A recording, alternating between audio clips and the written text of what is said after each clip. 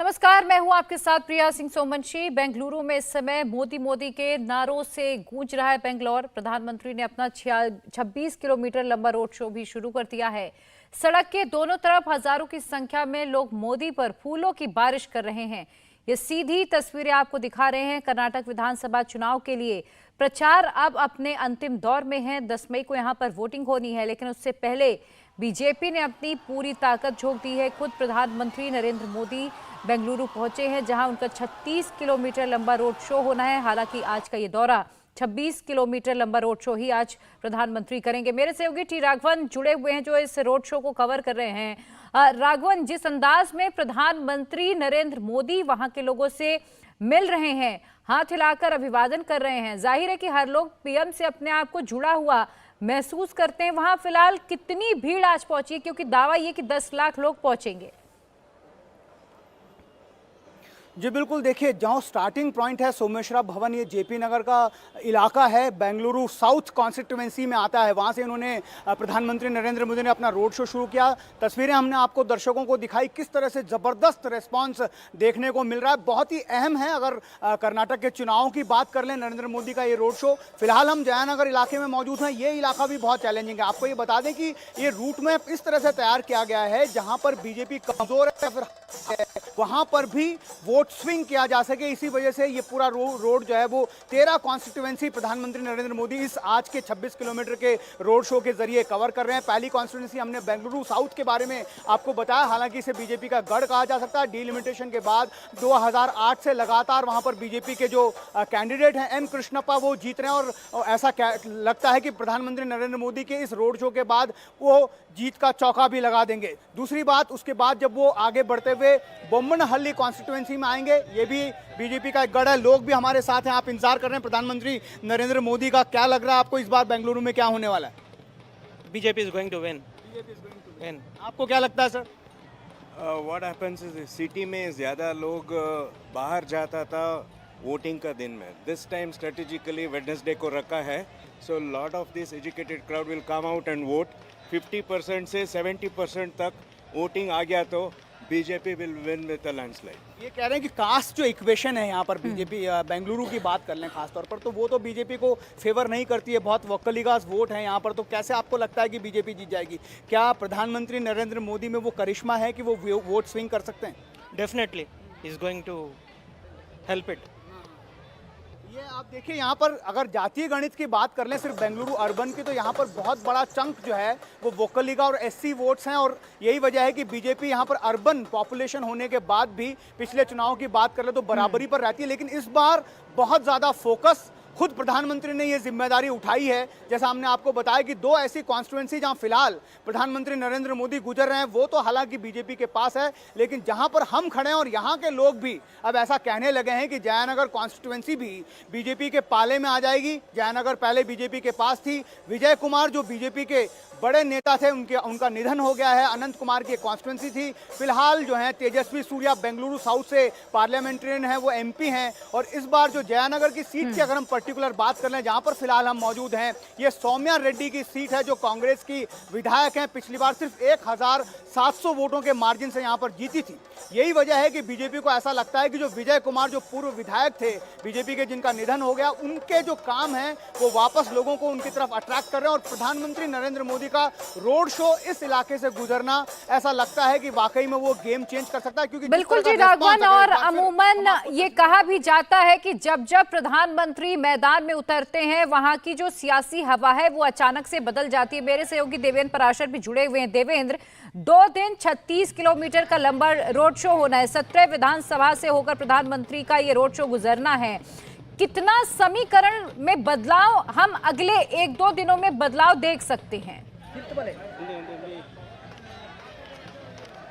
जी हाँ, निश्चित तौर पर समीकरण पर बात करेंगे। उससे पहले कुछ समर्थक जो हैं प्रधानमंत्री नरेंद्र मोदी के, वही यहाँ पे मौजूद हैं और इनसे बात करते हैं। सर, क्या नाम है आपका, कहाँ के रहने वाले? जी नमस्कार, मेरा नाम विक्रम सिंह है। आज मोदी जी का स्वागत में हम पूरा दुकान वगैरह बंद रखे मोदी जी के लिए है और देश का प्रधानमंत्री के लिए आज हम पूरा दिन उनका रैली के लिए आए हैं और देखने के लिए आए हैं। और उनको नज़दीक से देखने के लिए हमारे अंदर बहुत इच्छा थी। दुकान बंद कर दिया तो नुकसान नहीं होगा आपका? नहीं, कोई नुकसान नहीं है। भगवान का लीला है, मोदी जी का आशीर्वाद है, हम सब अच्छे हैं। क्यों इतना खास है मोदी जी?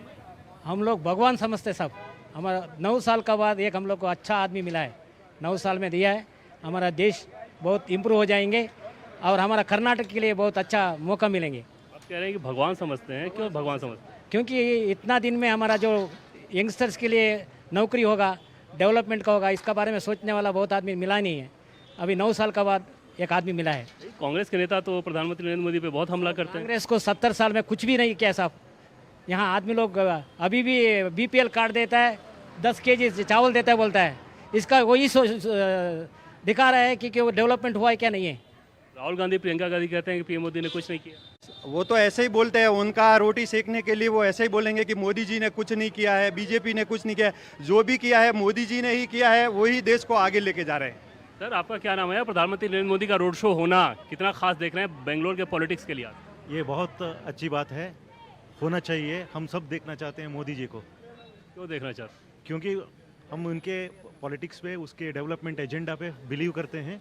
जितना 70 साल में नहीं हुआ वो डेवलपमेंट आज हुआ। और 10 साल पहले क्या हाल था इंडिया का, दूसरों के साथ हाथ जोड़ के खड़ा होना पड़ता था। आज क्या हुआ?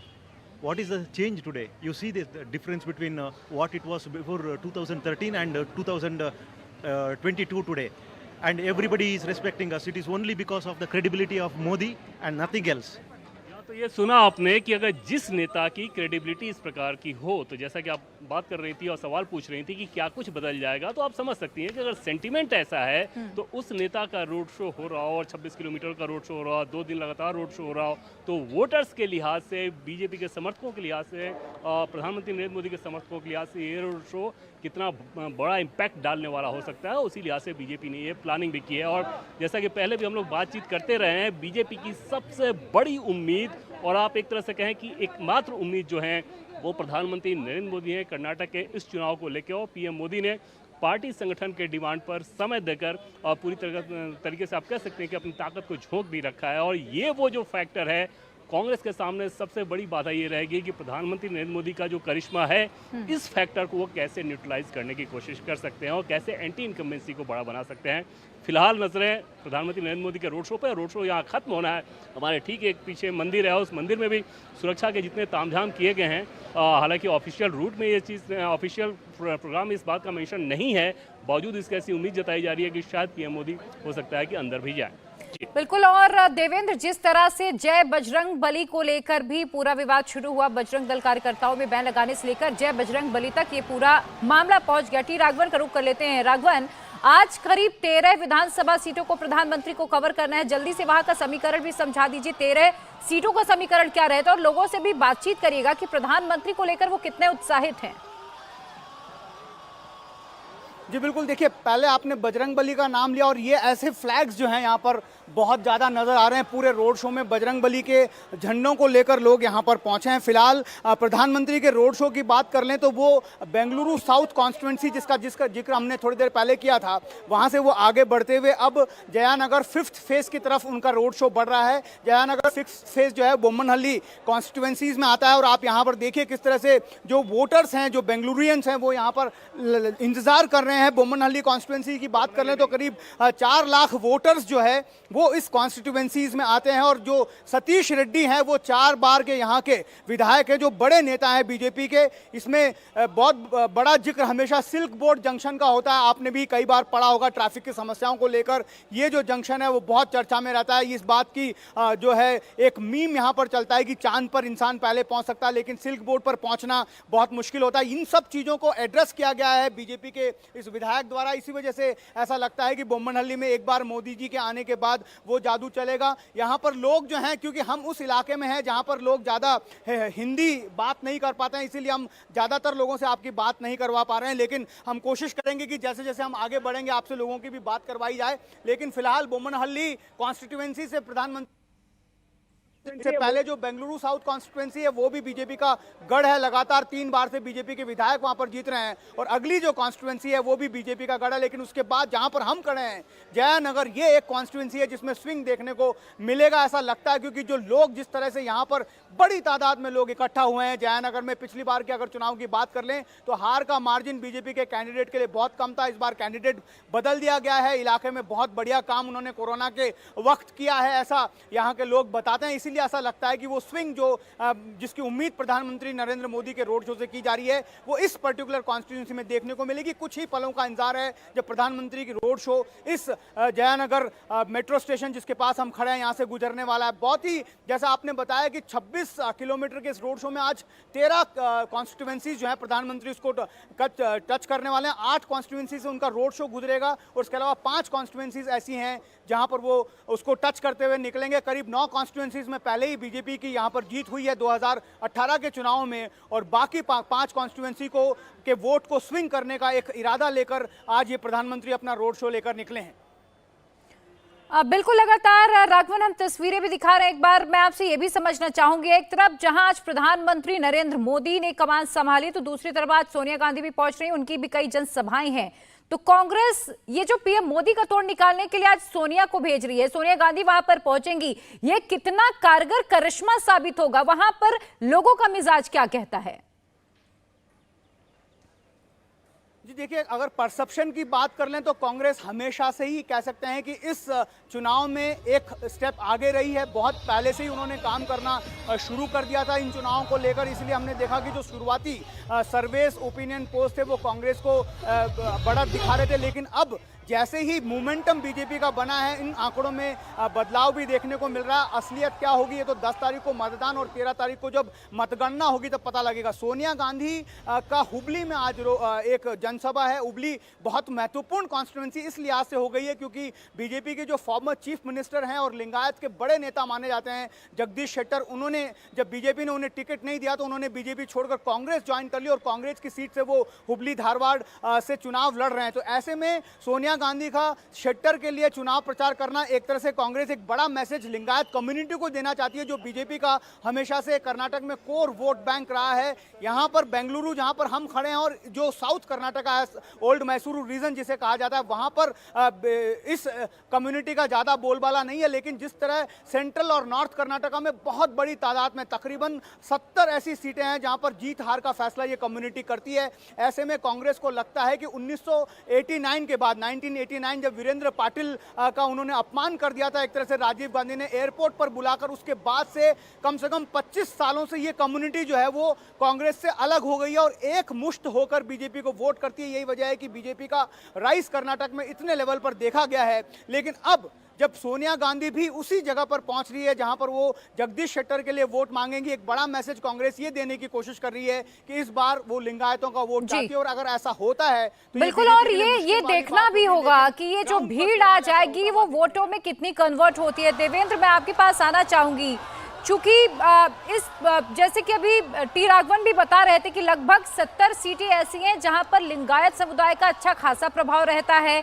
बीएस येदियुरप्पा की नाराजगी की खबरें भी आई, लेकिन मनाने की कोशिश हुई। जब गृह मंत्री खुद वहां पहुंचते हैं, उनके बेटे के कंधे पर हाथ रखते हैं, टिकट दिया गया, तो लिंगायत समुदाय की जो नाराजगी है वो कितनी खत्म हुई और इस बार जातीय समीकरण वहां पर क्या कहते हैं?